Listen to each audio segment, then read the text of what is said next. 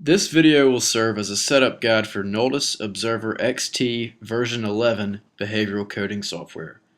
This software has a wide variety of uses, but it's primarily used in the NC State Circuit Studio for behavioral coding with game studies. This video will serve as an introduction or setup guide and will hopefully help you identify the necessary steps in coding a video. First, it is important to note that this software runs only on Windows-based operating systems, and it is imperative that you have a hardware key to activate the software. The hardware key resembles a flash drive and is inserted into the USB slot. It should light up when inserted correctly. This is what your hardware key should look like. Open the Observer XT version 11 from the desktop or start menu. From here, you should see this screen. Under Create a New Project, select New. This window will then prompt you to name your project and specify the location of where you would like to save it. When you're finished, hit OK.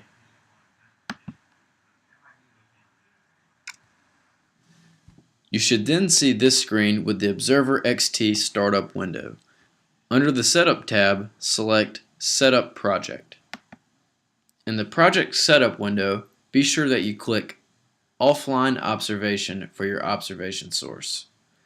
Then select Continuous Sampling for your observation method. And last, select Open-Ended Observation from the Observation Duration drop-down menu.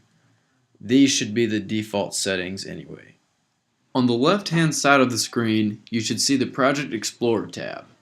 From here, select Coding Scheme. You should now see this window titled Coding Scheme. You should see a column titled Subjects. For the Observer XT, a subject is basically an entity that you would like to observe and code its behavior. You can have one or multiple subjects depending on what game or video you are coding. For instance, if you are coding the behaviors of 3 game characters, then you would have to add 3 subjects. For the purpose of this tutorial, we have chosen to code the actions of a user playing FIFA Soccer 2014. In this video game, you can only control one player at a time, which requires you to only have one subject. For this tutorial, we are coding the behavior of just one subject. First, select Add Subject. You will then be prompted to name your subjects, and in this case, we will name our only subject Player 1. On the right column under Coding Scheme, you will find the Behavior column. In this section, you will assign specific behaviors that you wish to code. These observations of specific behaviors, or codes, represent the actions of the subject that we are interested in observing.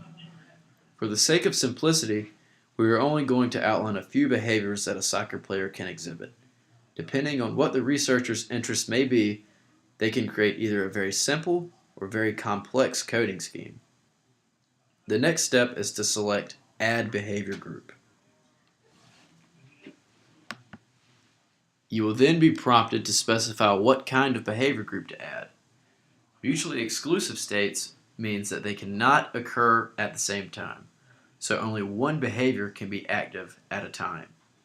For example, in a soccer match, only one team can possess the ball at any given time.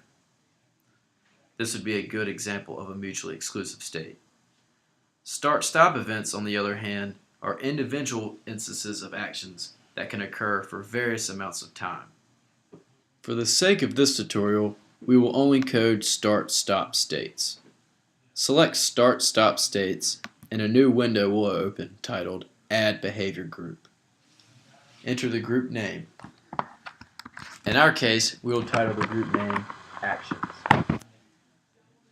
Then we will add the behaviors. Select the blank cell underneath the behaviors column to name your first action or behavior. We will add run and pass behaviors. There are 3 behavior types: state event, initial state event, and point event. You can select the behavior type you desire from the drop-down menu under the behavior type column. Run would be considered a state event because it occurs during a finite period of time that has a starting time and a stop time. This means while coding, the user must not only start the event, but also stop it when the event has ended. Pass, on the other hand, is a point event because it happens instantaneously and does not occur over a duration of time.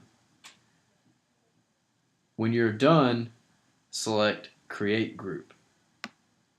You should now have a working behavior group. Next, you will need to import a video for observation.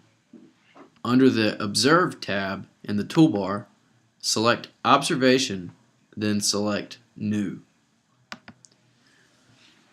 A new window will appear entitled Observation Properties.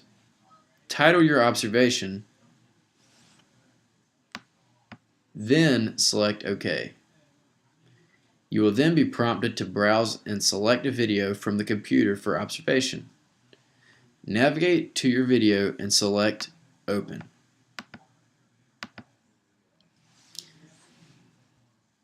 You will now be in the observation window. The codebook, which contains the subjects and behaviors for your coding scheme, will appear on the right-hand side of the window. In the center of the screen, you should see the uploaded video. The event log appears in the bottom margin. You may choose to enlarge the video for your convenience. This observation window is highly customizable based on your preferences. In the following tutorial, we will show you how to start coding in observation.